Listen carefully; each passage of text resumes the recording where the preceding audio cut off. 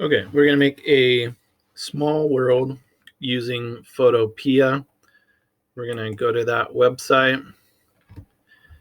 And for this one, we're going to open up a panorama. So I'm going to open from computer.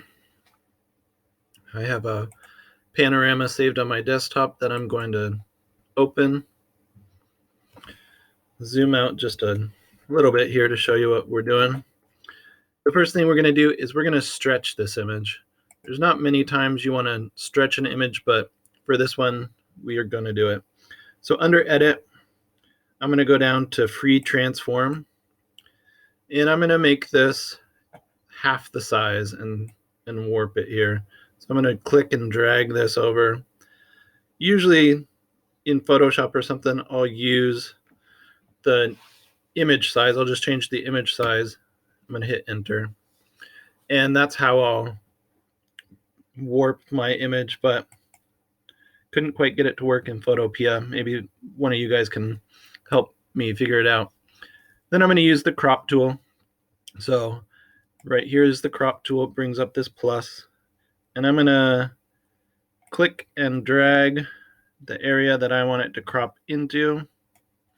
And then I'm going to hit Enter on my keyboard. Next thing I'm going to do is I'm going to rotate that image. I'm going to flip it upside down. So under Image, Transform, and I can rotate that 180 degrees.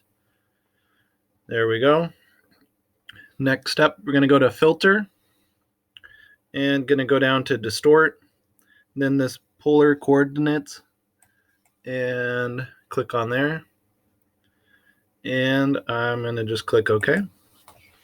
And so it stretches it around to make a little small world. You can see where the two sides of the image meet up.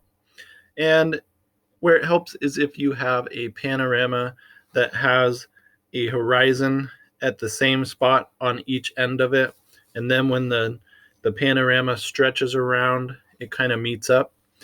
You could also do some things with like the clone stamp to try to blend this line here, or take a photograph specifically for it that you know is going to meet up on the two ends right here, and that can help to make this look a little bit more seamless where they meet. So give it a try, and I hope it works.